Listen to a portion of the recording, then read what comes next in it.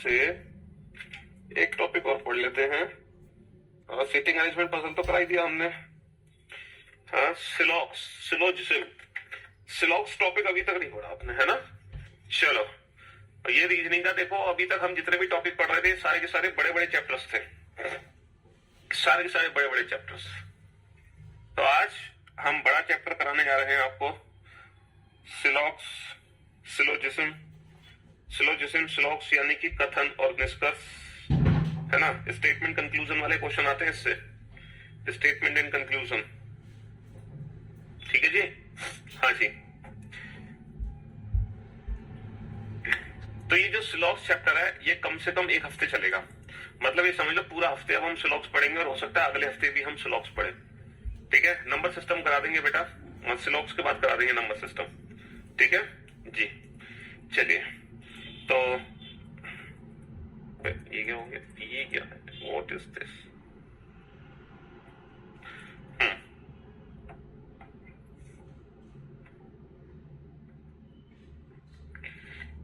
Syllogism, इस chapter को हिंदी में हम कहते हैं न्याय निगमन या न्याय संगत। क्या कहते हैं इसको हिंदी में? इसको हिंदी में कहते हैं न्याय निगमन या न्याय संगत।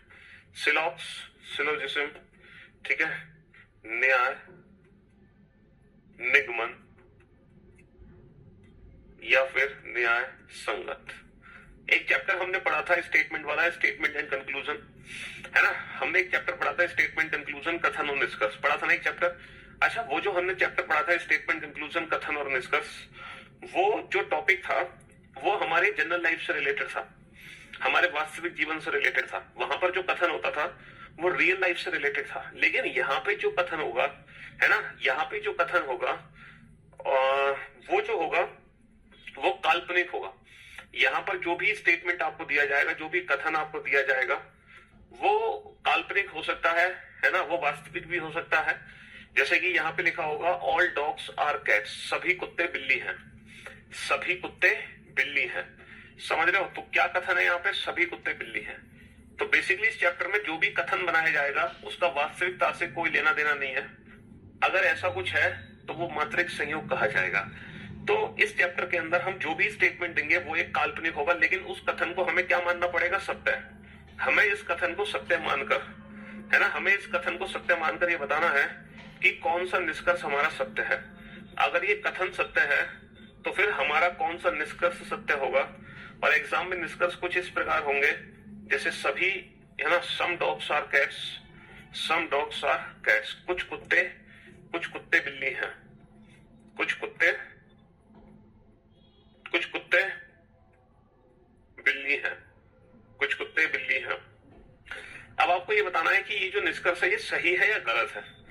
तो बाबू हमें पता कैसे चलता है कि ये निष्कर्ष सत्य है या असत्य है। अगर मैं कंक्लूजन की बात करूं तो कंक्लूजन 3 टाइप के हमें सीखने हैं इस चैप्टर में। पहला कंक्लूजन जो कि सत्य है, सत्य मतलब 100% ट्रू है, सत्य मतलब 100% ट्रू है, यानी कि वो कंक्लूजन जो फॉलो करते हैं, वो कंक्लूजन जो अनुसरण करते हैं, हम कहते हैं ना अनुसरण करना, वो कंक्लूजन जो अनुसरण करते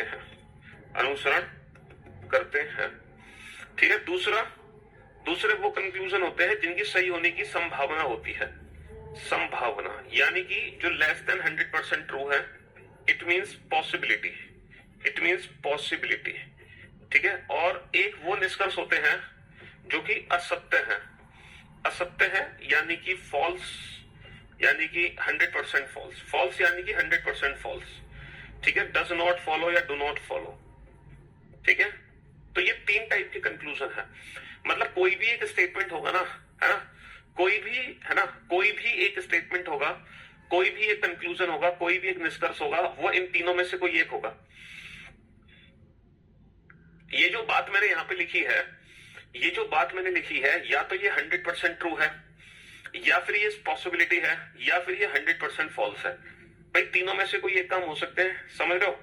जैसे कि मैं आपसे कहूं, है ना, मैं आपसे कहूं कि आप लोग सीजीएल का एग्जाम देकर आए, अभी प्री का पेपर, ठीक है, और आप एग्जाम देके घर पहुंचे, आपके पापा ने पूछा कि बेटा क्या होगा, है पेपर कैसा गया, तो आपने कंक्लूजन दिया कि पापा मैं पास हो जाऊंगा।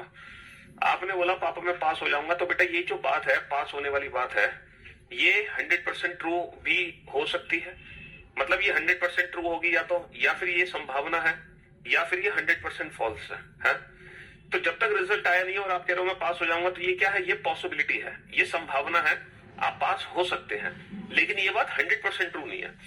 तो कोई भी जो कंक्लूजन होता है वो इन्हीं तीनों में से कोई एक होता है, या तो वो 100% ट्रू होता है, या पॉसिबिलिटी होती है, 100% फॉल्स। और आज हम यही सीखेंगे कि कैसे हम पहचानते हैं अपने कंक्लूजन को देखकर कि वो 100% ट्रू है या फॉल्स है ना? हम कैसे पहचानते हैं कि वो पॉसिबिलिटी है? जैसे आपने बोला कि मैं एग्जाम में पास हो जाऊंगा, तो हमें पता कैसे चला कि ये पॉसिबिलिटी है? हमें कैसे समझ आया? सीधी सी बात है सर, एग्जाम का रिजल्ट अभी निकला नहीं है और आप कह रहे हो मैं पास हो जाऊंगा, इसका मतलब ये पॉसिबिलिटी है ना, संभावना। तो ये जो पॉसिबिलिटी है, ये तो हमारे रियल लाइफ से रिलेटेड है, ये तो हमारे वास्तविक जीवन से रिलेटेड है। वीओडी पूरा पढ़ लिया है, अब लाइव पढ़ना जरूरी है क्या? नहीं नहीं नहीं। अगर वीओडी से सिलेबस कंप्लीट कर लिया तो अब लाइव की जरूरत नहीं है, अब आप प्रैक्टिस करते रहो बस रेगुलर बेसिस पे। जो मैंने टेलीग्राम ऐप पे आपको 100 प्रैक्टिस सेट दिए, उनकी प्रैक्टिस करो खतरनाक तरीके से, अगर आप वीओडी से पढ़ चुके हो। तो सबसे पहले तो हम ये डिस्कस कर लेते हैं कि कितने टाइप के ये स्टेटमेंट है। ये जो हम स्टेटमेंट लिख रहे हैं इस चैप्टर में, कितने टाइप के स्टेटमेंट यूज होते हैं, टाइप्स ऑफ स्टेटमेंट लिख लेते हैं। देखो, अगर मैं स्टेटमेंट की टाइप बताऊं तो स्टेटमेंट दो टाइप के हैं। एक तो वो स्टेटमेंट है जो यूनिवर्सल है, और दूसरे वो स्टेटमेंट है जो पर्टिकुलर है। दूसरे वो स्टेटमेंट है जो पर्टिकुलर है। यूनिवर्सल वो स्टेटमेंट होते हैं जो कि 100% इंफॉर्मेशन देते हैं, जो कि 100% इंफॉर्मेशन देते हैं। पर्टिकुलर वो स्टेटमेंट होते हैं जो कि लेस देन 100% इंफॉर्मेशन देते हैं। जैसे कि मैं आपसे कहूं all mangoes are green, all mangoes are green, सभी आम हरे हैं, तो यहां पर जो आपको इंफॉर्मेशन दी गई है वो पूरी इंफॉर्मेशन दी गई है। जैसे कि मैं आपसे कहूं ऑल एप्पल्स आर रेड, सभी सेब लाल हैं, तो यहां पे जो इंफॉर्मेशन दी गई है पूरी। जैसे मैं आपसे कहूं ऑल स्टूडेंट्स आर फूल, सभी विद्यार्थी मूर्ख हैं, तो ये जो इंफॉर्मेशन आपको, बेटा काल्पनिक चैप्टर है, वास्तविकता से कोई लेना देना नहीं है। अगर ऐसा कुछ है तो वो मात्र एक संयोग है, ठीक है? तो जब आपको पूरी इंफॉर्मेशन दी जा रही है तो वो यूनिवर्सल हो गया, ठीक है? हाँ जी। अच्छा, अगर मान लो ये इंफॉर्मेशन नेगेटिव फॉर्म में भी तो हमें मिल सकती है। जैसे मैं आपसे कहूं नो मैंगो इज ग्रीन, कोई भी आम हरा नहीं है। मैं आपसे कहूं नो स्टूडेंट इज फूल, कोई भी छात्र बेवकूफ नहीं है। तो यहाँ पर जो पूरी इंफॉर्मेशन दी जा रही है वो नेगेटिव फॉर्म में दी जा रही है। इसका मतलब ये है यूनिवर्सल दो स्टेटमेंट हो गए, एक तो हो गया पॉजिटिव, एक हो गया नेगेटिव, यानी कि ऑल और एक नो। नो का मतलब कोई नहीं, नो का मतलब कोई नहीं। ऐसे ही बेटा पर्टिकुलर इंफॉर्मेशन भी दो तरीके की होती है, एक पॉजिटिव और एक नेगेटिव, पॉजिटिव और एक नेगेटिव, ठीक है? पॉजिटिव मतलब जैसे कि आपसे कहा जाए सम स्टूडेंट्स आर फूल, आपसे कहा जाए कुछ छात्र बेवकूफ है, कुछ छात्र मूर्ख हैं, तो यहां पर आपको सभी छात्रों के बारे में बताया जा रहा है, कुछ छात्रों के बारे में बताया जा रहा है। मैं पटना एक साइकिल छोटे से गांव से लाइब्रेरी जाने के पैसे नहीं है पर अरेंज करवा दो।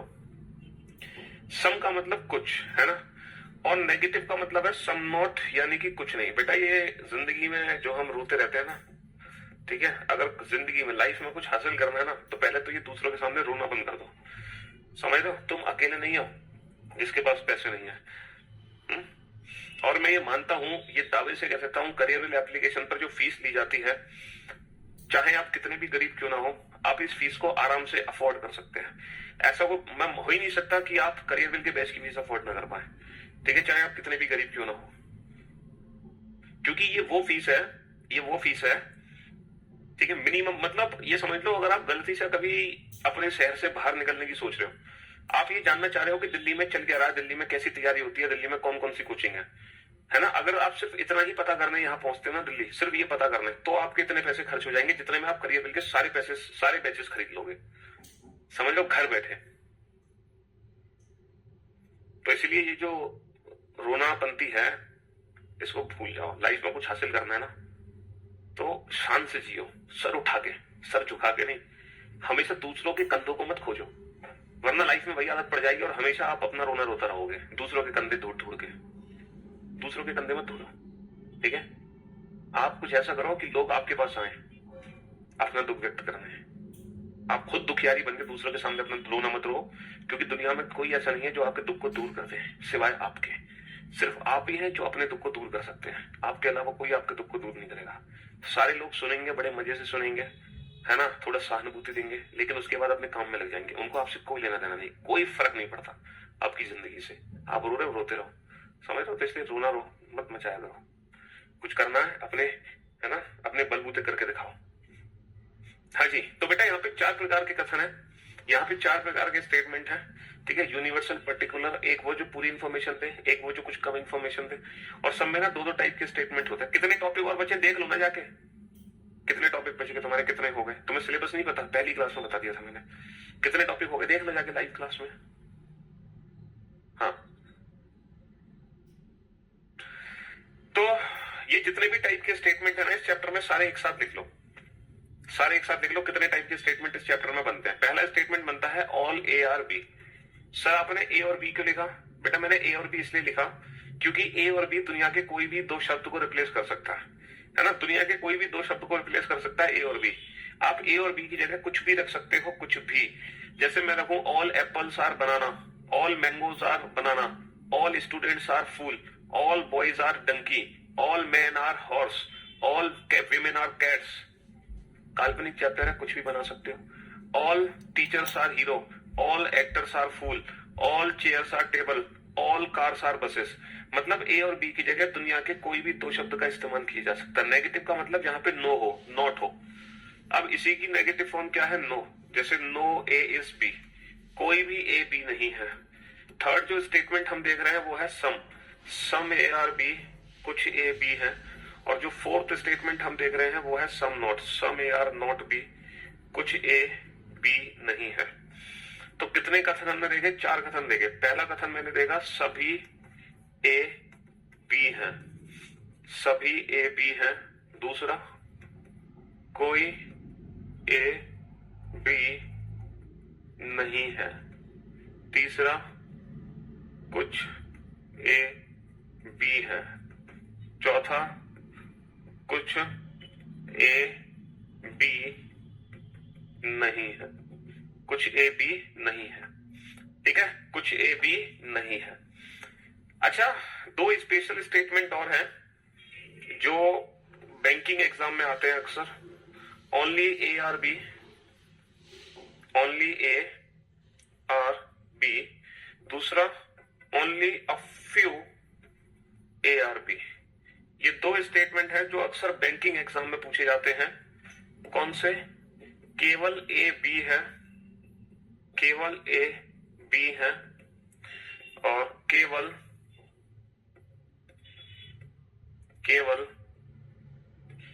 कुछ ही ए बी है, केवल कुछ ही ए बी है। तो इसका मतलब टोटल 6 सेंटेंस है, टोटल 6 कथन है इस चैप्टर में जो हमें पढ़ने हैं। हाँ, रिकॉर्डेड क्लास है, बिल्कुल सही कहा आपने, 6 स्टेटमेंट है। अच्छा मुझे एक बात बताओ, अगर मान लो कहीं पर ये स्टेटमेंट लिखा हो कुछ इस तरीके से कि ज्यादातर छात्र मूर्ख हैं, कहीं पर ये स्टेटमेंट लिखा हो मोस्ट ऑफ द स्टूडेंट्स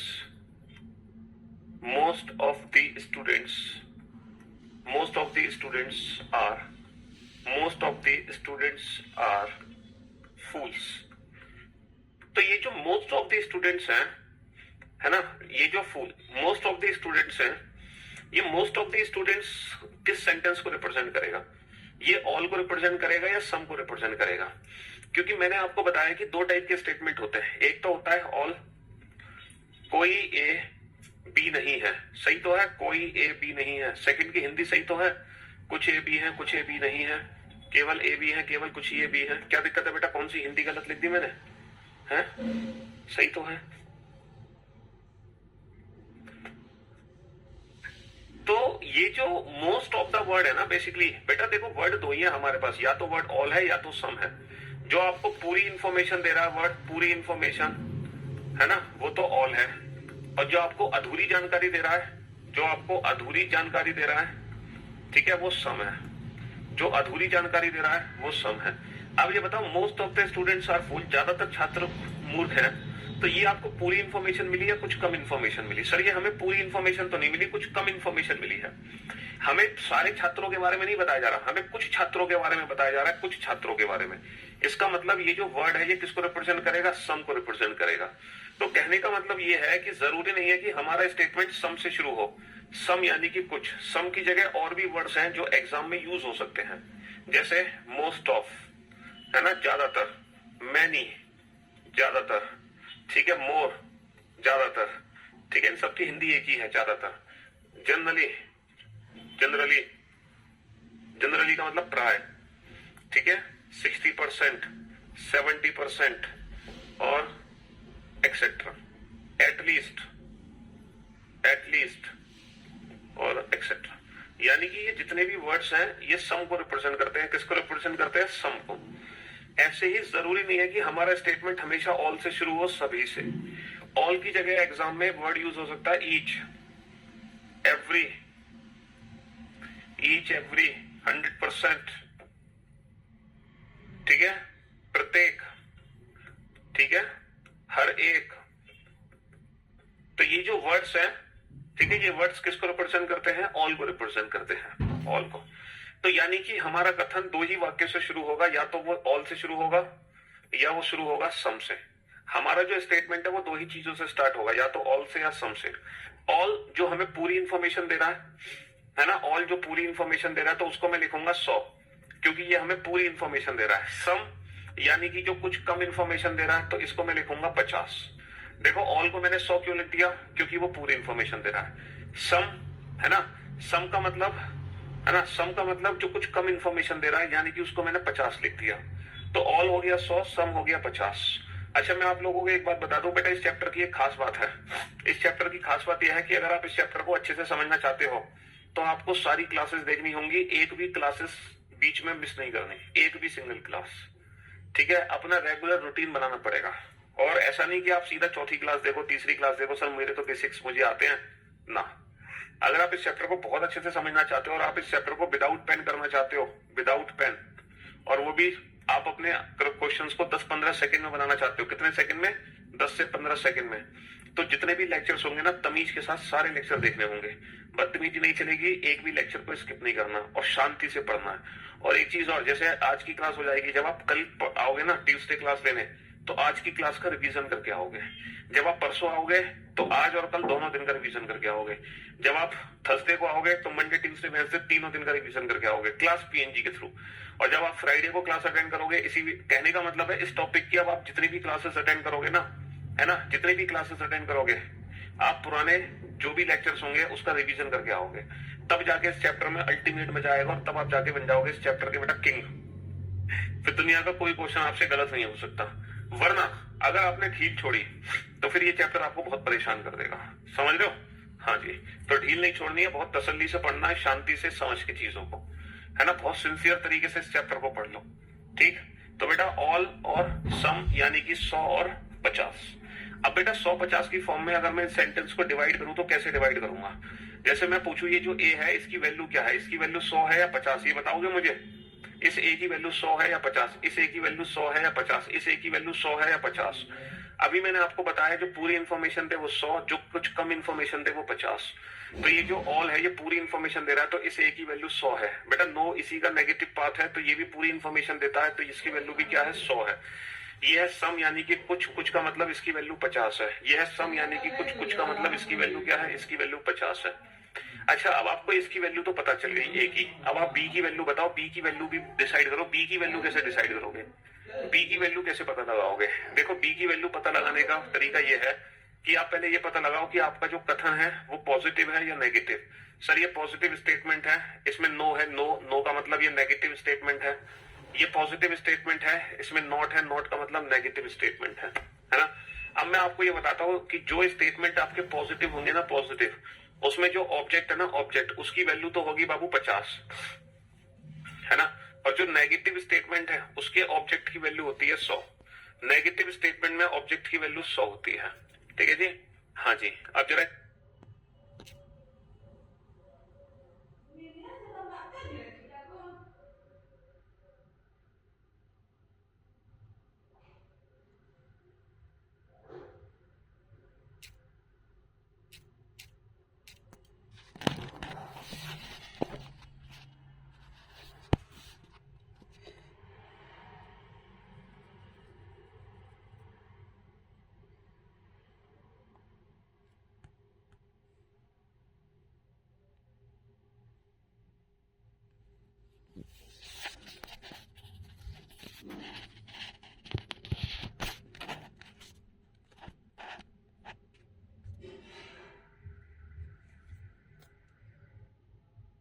इधर आ जाओ, ये पॉजिटिव सेंटेंस है, ये नेगेटिव है नहीं की वजह से, ये पॉजिटिव है, ये नहीं के चक्कर में नेगेटिव है। इन दोनों को बाद में पढ़ेंगे, इन दोनों सेंटेंस को बाद में समझेंगे, इन दोनों सेंटेंस को हम बाद में समझेंगे। अच्छा ये बताओ ए की वैल्यू क्या है? सभी। सभी का मतलब 100 है ना, लेकिन पॉजिटिव सेंटेंस में ऑब्जेक्ट की वैल्यू 50 होती है, कोई 100। नेगेटिव सेंटेंस में ऑब्जेक्ट की वैल्यू 100 होती है। कुछ का मतलब अधूरी इंफॉर्मेशन, पॉजिटिव सेंटेंस में ऑब्जेक्ट की वैल्यू 50 होती है। कुछ का मतलब अधूरी जानकारी, और नेगेटिव सेंटेंस में ऑब्जेक्ट की वैल्यू 100 होती है। तो बेटा पॉजिटिव सेंटेंस में ऑब्जेक्ट की वैल्यू 50, नेगेटिव सेंटेंस में ऑब्जेक्ट की वैल्यू 100। ठीक है, पॉजिटिव में 50, नेगेटिव में 100। और आगे क्या लिखा है इसको याद करने की जरूरत नहीं है। तो अब आप हर सेंटेंस को पॉजिटिव नेगेटिव है ना और 150 से डिसाइड कर सकते हैं हर सेंटेंस को, है ना। आप हर कथन को बेटा पॉजिटिव नेगेटिव और 150 से डिफाइन कर सकते हैं, हर एक सिंगल स्टेटमेंट को। कोई भी ऐसा स्टेटमेंट नहीं है जिसको आप डिसाइड ना कर पाओ। जैसे मैं आपसे कहूं नो डॉग इज कैट, कोई भी कुत्ता बिल्ली नहीं है। बेटा पॉजिटिव नेगेटिव 150 से डिवाइड करो इसको। सम मैंगोजेस आर एप्पल्स, कुछ आम सेब है, कुछ आम सेब है। पॉजिटिव नेगेटिव 150 से डिवाइड करो इसको, पॉजिटिव नेगेटिव और 150 में डिवाइड करो। ऑल स्टूडेंट्स आर हीरो, सभी छात्र हीरो हैं, सभी छात्र हीरो हैं, है ना। डिसाइड करो, डिवाइड करो इसको। सम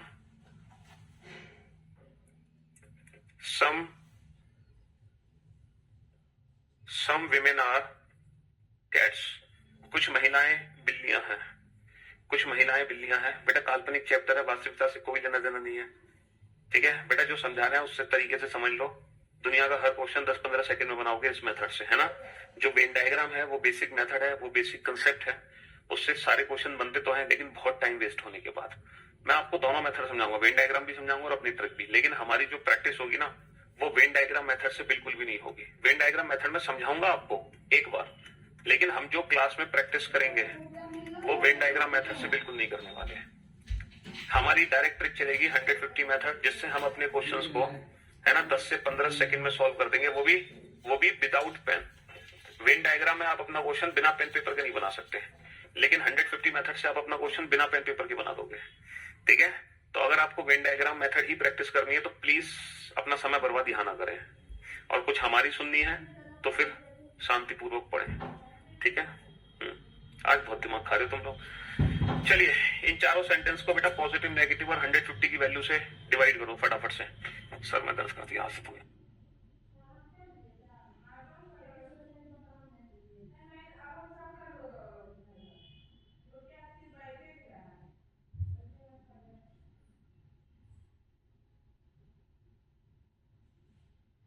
पचास, कुछ का मतलब कुछ का मतलब पे ध्यान से देखना और ध्यान से समझने की कोशिश करना।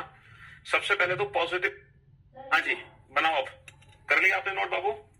अब आप बोर्ड पे ध्यान से देखना और ध्यान से समझने की कोशिश करना। सबसे पहले तो पॉजिटिव नेगेटिव, बेटा ये नो है, नो का मतलब नेगेटिव। अच्छा यहाँ पे कहीं भी नो नहीं है, ये पॉजिटिव।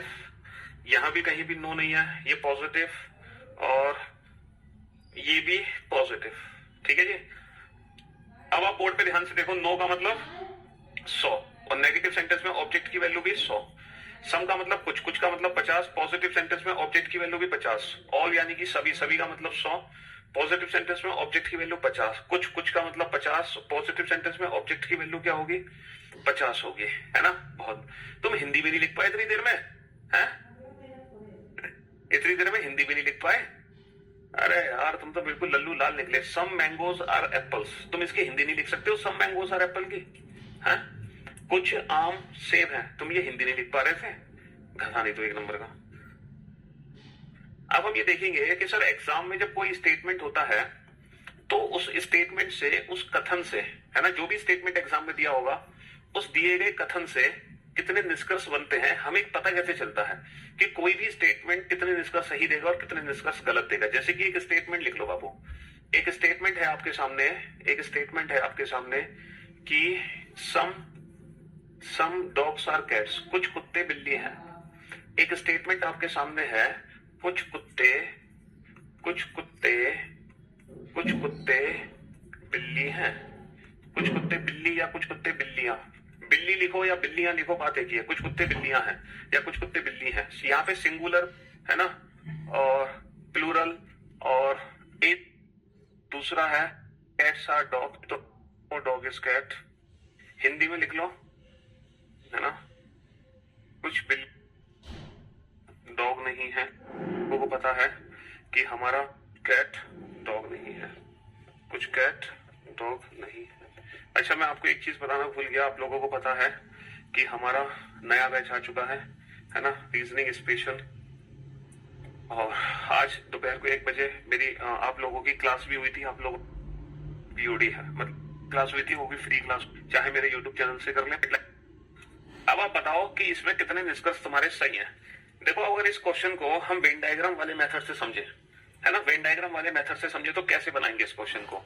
कुछ कुत्ते बिल्ली है, तो भैया हमने बना दिया कुछ कुत्ते बिल्ली है, ये वाला वेन डायग्राम बना दिया, कुछ कुत्ते बिल्ली है। और अगर मैं ये वाला वेन डायग्राम बना देता हूं, अगर मैं ये वाला वेन डायग्राम बना देता हूं कि कुछ कुत्ते बिल्ली है, तो इस वेन डायग्राम के हिसाब से, इस वेन डायग्राम के हिसाब से पहला कंक्लूजन गलत, दूसरा गलत, तीसरा सही, कुछ बिल्ली कुत्ते हैं। अच्छा, यहाँ पे कोई भी कुत्ता बिल्ली नहीं है, ये भी गलत, कोई भी बिल्ली कुत्ता नहीं है, ये भी गलत। हाँ, कुछ कुत्ते बिल्ली नहीं है, ये सही हो जाएगा, कुछ बिल्ली कुत्ते नहीं है, ये भी सही हो जाएगा।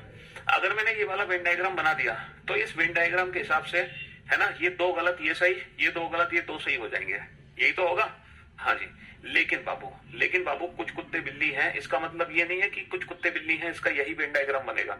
इसका कोई एक और वेन डायग्राम बना सकते हो, पता है कैसे? ये भी तो वेन डायग्राम बना सकते हो, यहाँ भी तो कुछ कुत्ते बिल्ली हैं, देखो यहाँ भी तो कुछ कुत्ते बिल्ली हैं, इस वाले वेन डायग्राम में भी तो कुछ कुत्ते बिल्ली हैं।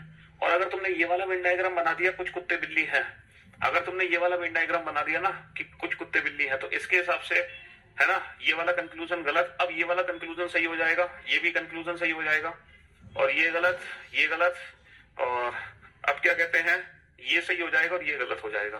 कहने का मतलब है जैसे ही वेन डायग्राम चेंज हुआ हमारे आंसर बदल गए। अच्छा, इसका वेन डायग्राम ये भी तो बन सकता है कुछ कुत्ते बिल्ली है का, एक और वेन डायग्राम बन सकता है कुछ कुत्ते बिल्ली है। देखो यहाँ भी कुछ कुत्ते बिल्ली है, यहाँ भी कुछ कुत्ते बिल्ली है। अब आप कहोगे सर यहाँ तो कुछ कहा, यहाँ तो सारे कुत्ते बिल्ली हैं। बाबू, उसने आपसे कहा कि कुछ कुत्ते बिल्ली है, तो इस सेंटेंस का पता मतलब क्या है? जब आपसे कहा जाता है ना कि कुछ कुत्ते बिल्ली है, इस सेंटेंस का मतलब है कि आपको कुछ कुत्तों के बारे में तो पता है कि वो बिल्ली है, और जो बाकी के कुत्ते हैं ना वो बिल्ली हो भी सकते हैं और नहीं भी हो सकते, है ना। बाकी के कुत्तों के बारे में आपको कोई जानकारी नहीं है। जैसे मैं आपसे कहूं कि all some mangoes are green, कुछ आम हरे हैं, इसका मतलब आपको ये पता है कि कुछ आम तो हरे हैं, लेकिन जो बाकी के आम है, जो बाकी के आम है वो हरे हो भी सकते हैं और नहीं भी हो सकते। तो कहने का मतलब है जब आपको बोला जा रहा है, सम इंफॉर्मेशन दी जा रही है, इसका मतलब ये है कि आपको सिर्फ उन्हीं कुत्तों के बारे में पता है, बाकी के कुत्तों के बारे में नहीं पता। इसीलिए कि जब वेन डायग्राम से हम इन क्वेश्चंस को सॉल्व करते हैं तो हमारे आंसर्स गलत आने की उम्मीद रहती है। हम वेन डायग्राम से सही आंसर तभी दे पाएंगे जब हम सारे वेन डायग्राम को कंसीडर करें। देखो, कुछ कुत्ते बिल्ली हैं, इसके 3 वेन डायग्राम बन सकते हैं। अगर हम तीनों वेन डायग्राम को कंसीडर करें और उन तीनों वेन डायग्राम का जो निचोड़ होगा, ऐसा निष्कर्ष जो उन तीनों वेन डायग्राम में सही है, सिर्फ वही निष्कर्ष सही माना जाएगा, बाकी के सारे निष्कर्ष गलत माने जाएंगे। तो बेटा कौन सा निष्कर्ष 100% ट्रू होता है? जो हर वेन डायग्राम के लिए सही हो। तो अगर ये एक अकेला सेंटेंस 3 वेन डायग्राम बना रहा है, और ऐसे मान लो 3 सेंटेंस आ गए एग्जाम में, जरूरी थोड़ी है एग्जाम में एक कथन का क्वेश्चन आएगा, एग्जाम में 3-3 कथन के क्वेश्चन आएंगे। अगर एग्जाम में ऐसे 3 कथन आ गए ना तो बेटा 9 वेन डायग्राम बनेंगे। तो इतने सारे वेन डायग्राम तुम कब तक बनाओगे? तो इसीलिए ढेर सारे वेन डायग्राम हम अपने दिमाग में नहीं बना सकते। तो अब मैं आपको एक ऐसी ट्रिक बताऊंगा जिससे आप चुटकी बजाते ही अपने आंसर्स दोगे, बस ऐसे, वो भी विदाउट पेन एंड पेपर। कैसे? सिर्फ 2 रूल्स मैं आपको बताऊंगा और उन दोनों रूल्स के बाद ये चैप्टर खत्म। समझ रहे हो? मतलब चैप्टर खत्म मतलब तुम्हारी मौज आ जाएंगी। रूल नंबर 1 लिखो। देखो, रूल नंबर 1 क्या है? If statement is positive, then conclusion must be positive, and statement is negative, then conclusion must be negative. अच्छा, ये जो मैं आपको रूल्स बता रहा हूँ ना, ये 100% ट्रू कंक्लूजन को पहचानने के रूल बता रहा हूँ, क्योंकि हमारे इस चैप्टर में 3 कंक्लूजन है, 100% ट्रू, 100% फॉल्स और पॉसिबिलिटी। तो हम तीनों को एक एक करके पढ़ेंगे। फिलहाल मैं आपको जो रूल बता रहा हूँ वो 100% ट्रू कंक्लूजन को पहचानने के रूल बता रहा हूँ, ठीक है। तो अगर आपसे बोला जा रहा है ना, रूल नंबर 1 क्या है कि जो भी पॉजिटिव स्टेटमेंट होगा वो हमेशा पॉजिटिव ही रिजल्ट देगा, नेगेटिव स्टेटमेंट हमेशा नेगेटिव ही रिजल्ट देगा। यानी कि पॉजिटिव से पॉजिटिव ही आंसर निकलते हैं, नेगेटिव से नेगेटिव ही आंसर निकलते हैं। और रूल नंबर 2 क्या है? कोई भी कंक्लूजन 100% ट्रू तभी हो सकता है जब वो इन दोनों रूल्स को फॉलो करे, अदरवाइज वो 100% ट्रू नहीं होगा।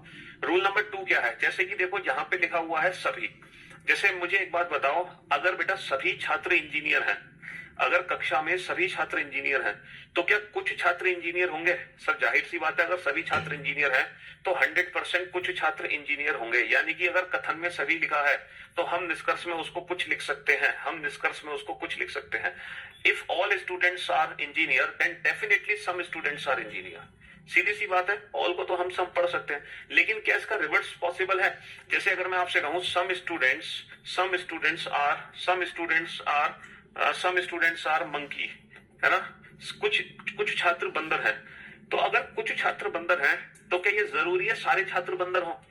तो क्या इससे 100% ट्रू कंक्लूजन निकाल सकते हैं ऑल स्टूडेंट्स आर मंकीज, सभी छात्र बंदर हैं? नहीं सर, ये गलत है। अगर कुछ छात्र बंदर हैं तो ये जरूरी नहीं है कि सारे छात्र बंदर हों, समझ रहे हो? लेकिन हाँ, अगर सारे छात्र बंदर हैं तो डेफिनेटली कुछ छात्र बंदर जरूर होंगे। इसका मतलब है कि हम कथन में अगर सभी है तो निष्कर्ष में कुछ यानी कि ऑल को सम लिख सकते हैं, लेकिन अगर कथन में ही सम है तो हम उसको निष्कर्ष में ऑल नहीं बना सकते। यानी कि अगर कथन में कुछ है तो हम निष्कर्ष में उसको सभी नहीं बोल सकते। अब अगर मैं 150 के मेथड की बात करूं, 150 तो बेटा ऑल को क्या लिख देते हैं हम 100 और सम को क्या लिखते हैं 50। तो बेटा 100 को तो हम 50 में कन्वर्ट कर सकते हैं, लेकिन हम 50 को 100 में कन्वर्ट नहीं कर सकते, है ना। 100 को तो हम 50 लिख सकते हैं, अगर स्टेटमेंट में 100 है तो उसको मैं कंक्लूजन में 50 लिख सकता हूं, लेकिन अगर स्टेटमेंट में 50 है तो उसको कंक्लूजन में मैं 100 नहीं लिख सकता। सीधी सी बात है, अगर मैं आपको 100 रुपए दूं, है, अगर मैं आपको 100 रुपए दूं तो आप मुझे 50 रुपए वापस दे सकते हो ना, 50 खर्च कर दोगे। लेकिन अगर मैं आपको 50 रुपए दूं, अगर मैं आपको 50 दूं तो क्या तुम मुझे 100 वापस कर दोगे? क्या तुम 50 को 100 बनाना जानते हो? नहीं सर हम सिर्फ और सिर्फ 100 को 50 बनाना जानते हैं, हम 50 को 100 नहीं बना सकते। 1.5 मोड पे कैसे चल रही है लाइव क्लास? अबे गधे, तुमने क्लास को देरी से ज्वाइन किया होगा, तुम पीछे चल रहे होगे। जब तुम मेरे बराबर आ जाओगे फिर चलना बंद हो जाएगी, समझ रहे हो? तो सीधे सीधे से ये दो रूल है ना, सीधे सीधे से दो रूल है, और जिस निष्कर्ष में दोनों रूल फॉलो होते हैं वो सारे निष्कर्ष सही होते हैं। पहला रूल क्या है? पॉजिटिव का पॉजिटिव आंसर, नेगेटिव का नेगेटिव आंसर। दूसरा रूल क्या है? 100 को 50 लिख सकते हैं लेकिन 50 को 100 नहीं लिख सकते। 100 को 50 बना सकते हैं लेकिन 50 को 100 नहीं बना सकते। बात खत्म, कहानी खत्म, चैप्टर खत्म। मतलब अब 6 दिन हम यही पढ़ेंगे, मतलब 6 नहीं 8 दिन, 8 दिन हम यही चीज पढ़ेंगे। अब जरा देखते हैं कि ये जो क्वेश्चन हमने किया है, इस क्वेश्चन को हम अपनी ट्रिक से कितने सेकंड्स में सॉल्व कर सकते हैं, है ना, कितने सेकंड्स में सॉल्व कर सकते हैं। ध्यान से देखना। ये बताओ, ये जो स्टेटमेंट है ये पॉजिटिव है या नेगेटिव है? सर ये कथन पॉजिटिव है। अगर हमारा कथन पॉजिटिव है तो कोई भी नेगेटिव कंक्लूजन नहीं बन सकता। अगर हमारा स्टेटमेंट पॉजिटिव है तो रूल नंबर 1 क्या कहता है? पॉजिटिव से पॉजिटिव रिजल्ट बनेगा, नेगेटिव से नेगेटिव। तो पॉजिटिव स्टेटमेंट से कोई भी नेगेटिव कंक्लूजन 100% ट्रू नहीं हो सकता। ये देखते ही सब गलत हो गया और हमारे क्वेश्चन का आंसर हो गया नन फॉलोस। इनमें से कोई भी निष्कर्ष अनुसरण नहीं करता, नन फॉलोस। क्या आंसर हो गया? नन फॉलोस आंसर हो गया। ठीक है, हाँ रूल्स बुक में भी लिखे, क्यों नहीं लिखे, एज इट इज सब लिखा हुआ है। ठीक है, अगर बेटा कथन हमारा सकारात्मक है तो निष्कर्ष भी सकारात्मक होंगे। कोई भी निष्कर्ष बेटा नकारात्मक नहीं हो सकता, कोई भी। ये सारे निष्कर्ष गलत हो गए, कोई भी निष्कर्ष अनुसरण नहीं करता, कोई भी निष्कर्ष अनुसरण नहीं करता, है ना। अब बेटा पॉजिटिव स्टेटमेंट से सिर्फ और सिर्फ पॉजिटिव रिजल्ट बन सकते हैं, पॉजिटिव स्टेटमेंट से सिर्फ और सिर्फ पॉजिटिव रिजल्ट बन सकते हैं, लेकिन रूल नंबर 1 के साथ साथ रूल नंबर 2 भी फॉलो होना चाहिए, 100-50 वाला। कैसे? बेटा यहाँ पे कुत्ते की वैल्यू कितनी है? 50, क्योंकि ये सम है। बिल्ली की वैल्यू कितनी है? 50, क्योंकि ये पॉजिटिव स्टेटमेंट में ऑब्जेक्ट की वैल्यू 50 होती है। अब नीचे जो कथन आपको दे रखे हैं ना, आप कोई भी 50 की वैल्यू को 100 मत बनाना। जैसे बेटा पहले कंक्लूजन में हमने कुत्ते की वैल्यू 100 बनाई हुई है, जबकि ऊपर कुत्ते की वैल्यू कितनी है? 50। तो बाबू मैं 50 को 100 नहीं बना सकता। यही तो मैं सिखा रहा था आपको कि हम 50 को 100 में नहीं बदल सकते।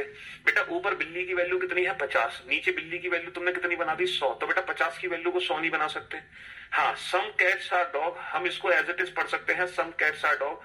50 की वैल्यू 50 है, 50 की वैल्यू 50 है, सम कैट्स आर डॉग। तो इस क्वेश्चन का जो आंसर होगा वो होगा ओनली थर्ड फॉलो। केवल तीसरा निष्कर्ष अनुसरण करता है, केवल तीसरा निष्कर्ष अनुसरण करता है। बाबू कुत्ते की वैल्यू 50 है, बिल्ली की वैल्यू 50 है। यहाँ पे तुमने कुत्ते की वैल्यू 100 बनाई हुई है, बिल्ली की वैल्यू 100 बनाई हुई है। तो बाबू ना तो तुम कुत्ते की वैल्यू 100 बना सकते ना बिल्ली की, क्योंकि दोनों की वैल्यू ऊपर 50 है और 50 को 100 में नहीं बदल सकते। तो इस सेंटेंस को मैं पढ़ सकता हूँ, कुछ बिल्ली कुत्ते हैं, सम कैट्स आर डॉग। केवल तीसरा निष्कर्ष अनुसरण करता है, केवल तीसरा निष्कर्ष अनुसरण करता है। मैंने वीओडी से सारा क्लास कंप्लीट किया, सुपर क्लास है सर, आपके जैसा कोई नहीं है सर। शुक्रिया, थैंक यू सो मच।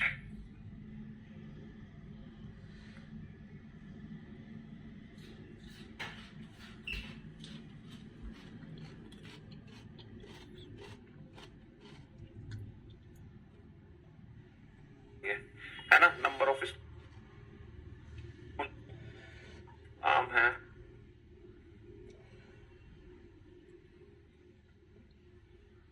नहीं बना सकते, सब गलत।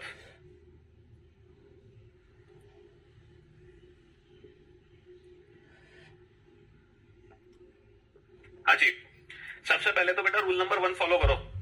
ये पॉजिटिव स्टेटमेंट है, रूल नंबर 1, तो कोई भी नेगेटिव कंक्लूजन नहीं बना सकते, सब गलत।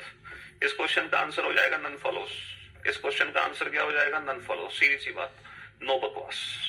कथन सकारात्मक है तो कोई भी नकारात्मक, है ना, कोई भी नकारात्मक निष्कर्ष नहीं बन सकता। कोई निष्कर्ष अनुसरण नहीं करता, कोई निष्कर्ष अनुसरण नहीं करता, कोई निष्कर्ष अनुसरण नहीं करता है। ठीक है जी। चुटकी बजाते ही और आंसर आ गया। ना पेन की जरूरत है ना पेपर की जरूरत है। अच्छा, ये जो मैंगो है ये ऑल है, ऑल का मतलब 100 यानी कि सभी। पॉजिटिव सेंटेंस में जो एप्पल है उसकी वैल्यू क्या होगी? 50 होगी। अच्छा, यहाँ पे तीनों ही पॉजिटिव सेंटेंस है। मैंगो की वैल्यू क्या है? सम। सम का मतलब कुछ, सम का मतलब कुछ, ऑल का मतलब सभी, है ना। और पॉजिटिव सेंटेंस में ऑब्जेक्ट की वैल्यू कितनी होगी? पॉजिटिव सेंटेंस में ऑब्जेक्ट की वैल्यू कितनी होगी? 50 होगी। अब आप ये चेक करो, क्या मैं इसको पढ़ सकता हूँ? सम मैंगोज आर एप्पल। सर बिल्कुल पढ़ सकते हो, सम मैंगोज आर एप्पल। 100 की वैल्यू को तो 50 में बदला ही जा सकता है भाई। 100 को तो 50 में बदल ही सकते हो, 50 को 100 में तो नहीं बदलोगे। तो सम मैंगोज इज आर एप्पल, है ना, सम मैंगोज इज आर एप्पल। क्या मैं बना सकता हूँ? सम एप्पल्स आर मैंगोज। बिल्कुल बना सकते हो, 50 का 50 है, 100 को तो 50 लिख ही सकते हो। तो सम एप्पल्स आर मैंगोज। क्या मैं बना सकता हूँ? All apples are mangoes.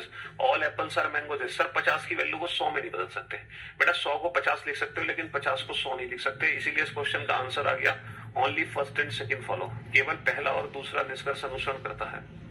Only first and second follow. बेटा सभी आम, सभी का मतलब आम की वैल्यू 100 और सेब की वैल्यू क्या है? 50। यहाँ पे आम की वैल्यू 50 है, सेब की वैल्यू 50 है। सभी, सभी का मतलब सेब की वैल्यू क्या करती? 100 करती।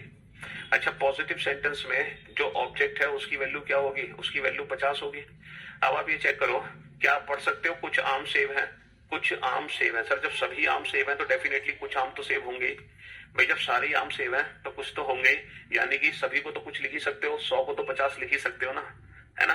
हाँ जी, यही तो पॉजिटिव में ऑब्जेक्ट की वैल्यू 50 होती है, यही तो हमारी एक जादुई ट्रिक है। चलिए, कुछ सेब आम है। सर सेब की वैल्यू 50 है तो मैं कुछ सेब पढ़ूंगा और इसको 100 की वैल्यू को तो 50 लिख सकते हैं। लेकिन हाँ, मैं इसको कभी भी ये नहीं पढ़ सकता सभी सेब आम है। इसको सभी सेब नहीं पढ़ सकते, हमेशा कुछ सेब पढ़ोगे, है ना। तो जब भी हम इसको पढ़ेंगे सभी सेब आम है तो गलत हो जाएगा, क्योंकि हम 50 की वैल्यू को 100 में कन्वर्ट नहीं कर सकते। तो दो ही रूल हैं, पॉजिटिव से पॉजिटिव, नेगेटिव से नेगेटिव। पहला रूल जो कि कॉमन सेंस है, कोई रूल नहीं है।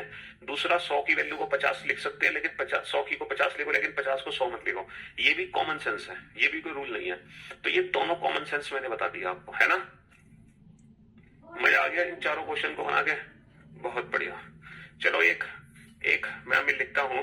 जैसे मान लो कि कार की जो वैल्यू है वो है 50 और बस की वैल्यू 50 है। बताना सेंटेंस बनाने से सेंटेंस कथन क्या बनेगा? क्या कथन बनेगा इससे? कथन क्या बनेगा? जब मैं कार पढ़ूंगा तो क्या पढ़ूंगा? इससे कथन बनेगा कुछ कार बसें हैं, कुछ कार बसें हैं, है ना। पॉजिटिव, इससे नेगेटिव कथन बन ही नहीं सकता, सिर्फ एक पॉजिटिव ही कथन बनेगा। अच्छा, कार की वैल्यू 50 है और बस की वैल्यू 100 है, बस की वैल्यू 100 है। अगर पॉजिटिव स्टेटमेंट बनाना है मुझे, पॉजिटिव स्टेटमेंट, तो बेटा बस को मैं क्या पढ़ूंगा? 100। 100 का मतलब क्या है? सभी। इसका मतलब सभी बसें कारें हैं, सभी बसें कारें हैं। और नेगेटिव भी मैं बना सकता हूं, नेगेटिव बना सकता हूं कुछ कारें बसें हैं, कुछ कारें बसें हैं। कहने का मतलब ये है कि आप इसको भूल जाओ। मान लो कि ये स्टेटमेंट लिखे हुए हैं, इसमें कार और बस की वैल्यू डिफाइन करनी है तो कैसे करोगे? सर कुछ कार बस है। सर कुछ का मतलब कार की वैल्यू 50, बस की वैल्यू 50 क्योंकि पॉजिटिव है। सभी बस कार है, सभी का मतलब बस की वैल्यू 100 और पॉजिटिव सेंटेंस में कार की वैल्यू क्या होगी? 50 होगी, है ना। कुछ का मतलब कार की वैल्यू 50 है और नेगेटिव सेंटेंस होने की वजह से बस की वैल्यू क्या है? 100 है। तो हम बेटा हर सेंटेंस को 50-100 की वैल्यू में भी डिफाइन कर सकते हैं और हम हर सेंटेंस को पॉजिटिव और नेगेटिव में भी डिफाइन कर सकते हैं। तो ना तो हमें पॉजिटिव नेगेटिव डिफाइन करने में दिक्कत है, ना ही हमें 100-50 लिखने में कोई दिक्कत है। बस कहानी खत्म। तो इसी मेथड से हम अपने हर प्रश्न का उत्तर दे सकते हैं। 50 की वैल्यू में क्यों कन्वर्ट नहीं कर सकते? बेटा 100 को 50 लिख रहे ना, लेकिन 50 को 100 कैसे लिख दोगे? तुम्हें अगर 50 दूं तो तुम मुझे 100 वापस कर दोगे? नहीं कर पाओगे ना। ठीक है, तो बाकी हम इस चैप्टर को कल कंटिन्यू करेंगे।